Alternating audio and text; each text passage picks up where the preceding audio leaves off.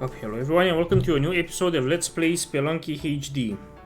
Last time, I don't want to talk too much about last time, but all I'll say is that bad things happened. A lot of bad things fucking happened. The main thing to take out of it was that we didn't even manage to exit the mines, and I'm not happy about that.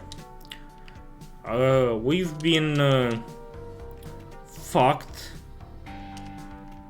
I don't know who to blame, if it was the random number generator or just my lack of skill, but I guess the most appropriate thing to say is that it was probably a combination of the two,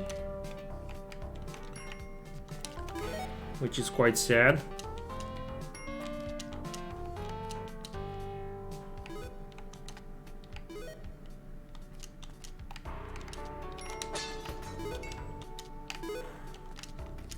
But we shall see how things will go on as we go through this video. Like, maybe this video will be a bit better.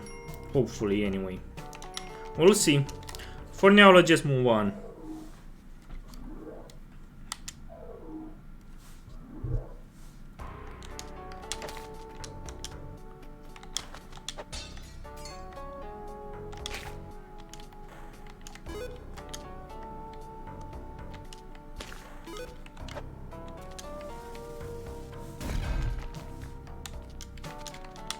So right now we have the key to the Wood Jedi.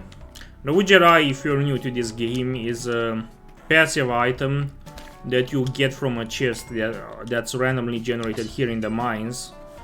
That will that basically what it does is that it once you get it, it will allow you for the rest of the current game that you're in to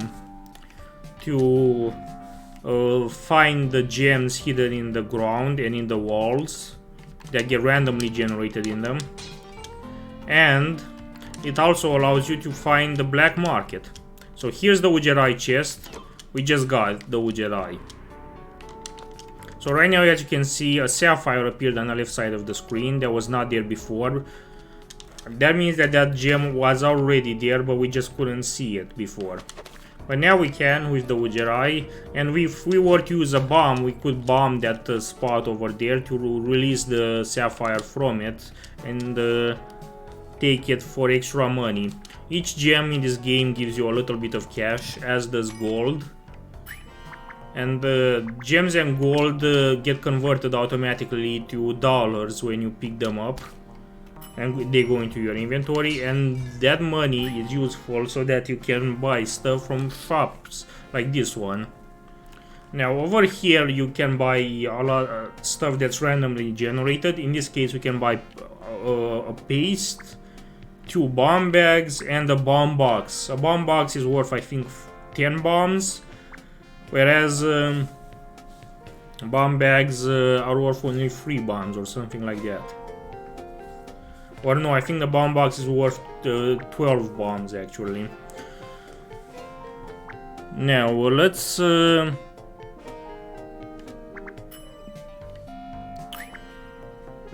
just buy as many bombs as we can. I will not buy the paste because the paste you can usually get naturally from giant spiders by killing them.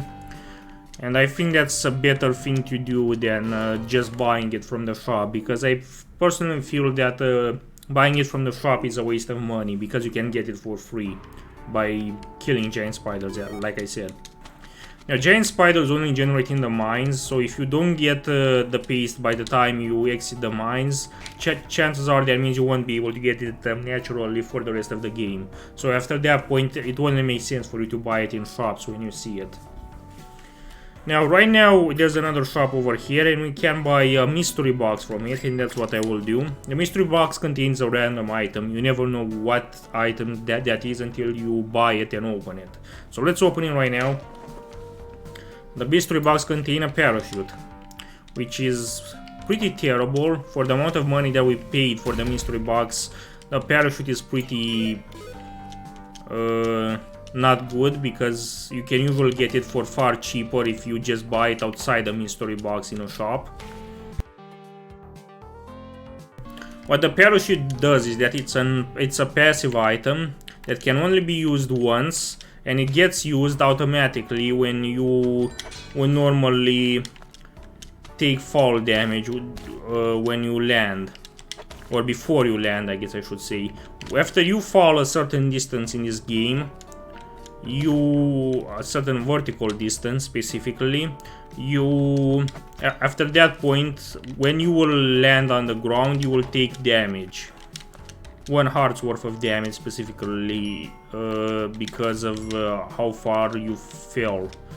With a parachute, that gets avoided because after you reach the distance at which you normally would take fall damage, the parachute automatically deploys and slows down your descent so that you can land safely on your feet without taking any damage.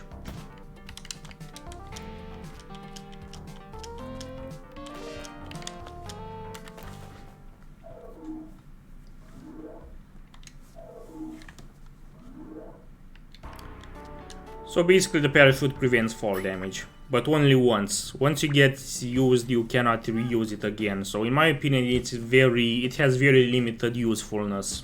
Now this here is not a shop, it's a kissing booth, and in exchange for money you can either buy as many kisses as you want from the damsel, and each kiss heals you for 1 heart worth of health, or you can buy the damsel entirely and bring her to the exit.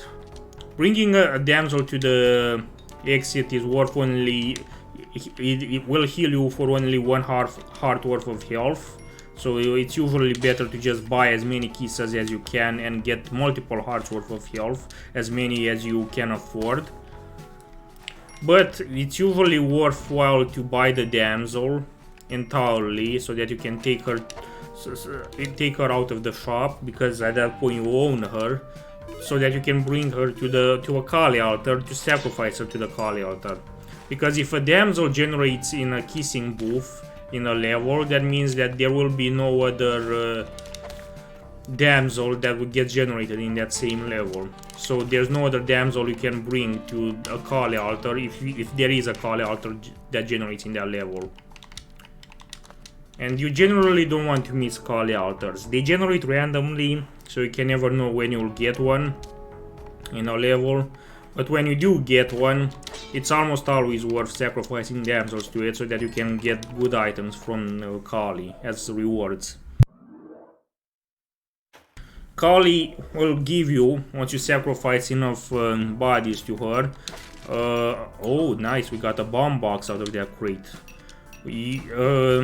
Kali will give you the Kapala, which is a great passive item that allows you to heal yourself as many hearts as possible as you absorb the blood of your enemies that you kill or damage.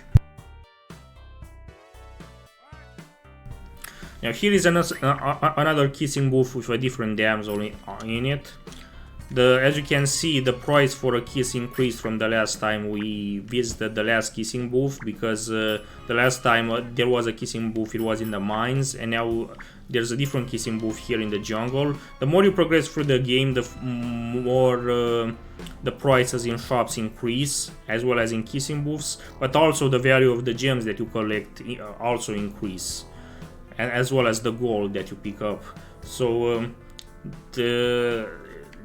usually they stay proportional with each other. So as you can see, the Wood Jedi is blinking right now. That means that the black market entrance was nearby, and now with this black market entrance found, we can visit the black market, which is a special kind of level in the jungle that that spawns with a lot of shops in it. Usually on a level there's only one shop, but the black market is the exception to that rule. It spawns like 1, 2, 3, 4, 5, 6, 7 shops, I believe, or 6 shops and a gambling place. Like, it spawns a lot of shops in just this one level, which means that there's an extra opportunity for you to buy a lot of good stuff. Now sadly we don't have that much money on us, so So we cannot afford all that many... Oh shit! We cannot afford all that many items to buy right now. But still, it's usually a better idea to just have a shit ton of items generated to you. And then you just pick the ones that you find the most useful and buy those. Basically, you just cherry pick whatever you feel like is the most worthwhile to buy. Okay, so everything is randomly generated, so let's see what we can buy. I'm usually interested in passive items, because with active items you can only hold one of them at any point in time. So if you get another better one later on in the game, you will have to swap your current one with that better one, so you can't take both of them to the next levels, which kind of limits their usefulness in my view. Whereas passive items, the moment you pick one of them up, it's kind of permanent. You will have it until you die. So let's see. I want the spike shoes because these will be useful in the ice caves so that you won't slip around on the ice, which gives you better control over your own movement. And ice caves are upcoming. I also want the spring shoes, which will allow me to jump one block higher than usual. Let's buy the spectacles as well, which will give us increased vision in dark levels around us. And increased range of vision. And that's kind of everything I can afford. I would also like to buy this bomb box for 12 extra bombs, but at this point I don't have the money for them. So let's just buy bomb bags. Also, if you take too long in a level, the ghost spawns, like right now. The ghost spawning is the sign that you are taking too long on a level and the game wants you to end quickly. Now, usually the ghost isn't that much of a threat, but it can sometimes outmaneuver you and kill you.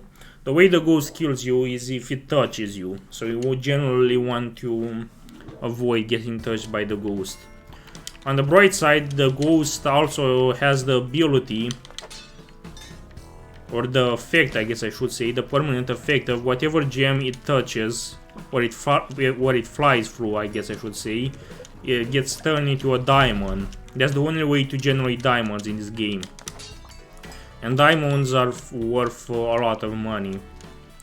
More money than the emeralds, sapphires and rubies that they get generated from. So that's a way of maximizing the amount of gold output. Also, I forgot to mention that the amount of gold that you have determines the final score that you'll get once you beat this game.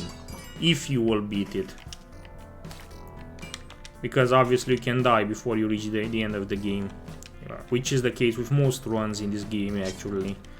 The only times you actually beat it is when you manage to defeat the final boss of the game, Olmec.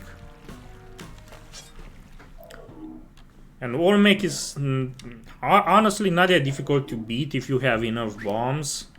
But it's the journey to get to Olmec that's the most difficult.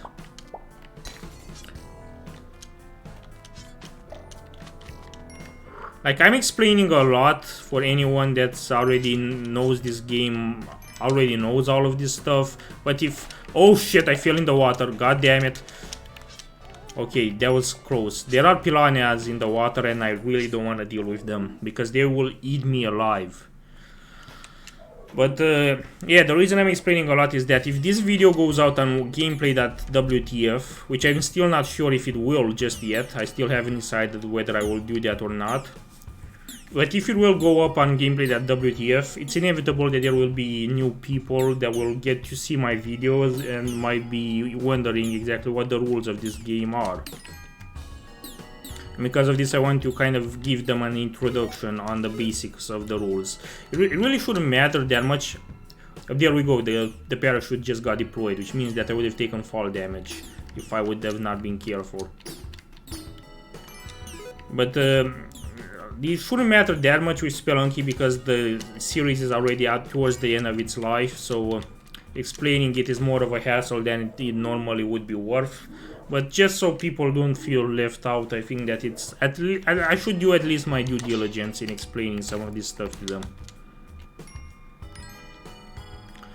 Okay, so this is a special level in the ice caves, but it's not really that worthwhile for me to talk about why it's special, because ultimately I don't have the item necessary to use the effect that makes it special in the first place, so I might as well not bother.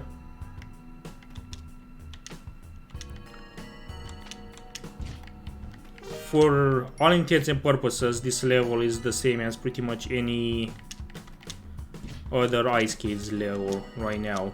Had I had a certain item called the Ankh on me, this... oh fuck, this would have been... oh fuck, I forgot I don't have the climbing gloves.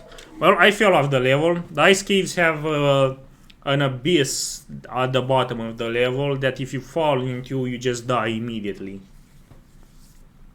So that's what happened to me right now. For whatever reason, I thought I had the climbing gloves, which would have allowed me to scale that wall and climb it back up. But I didn't have the climbing gloves, which means that there was no way for me to regain my altitude anymore. So I basically just fell to my death. Anyways, that's it for today's video. Thank you very much for watching. If you want to get in touch with me, I have a Mastodon account as well as a Matrix room that you can join, details of which you can find in the description of this video. And in the meantime, thank you very much for watching and see you next time.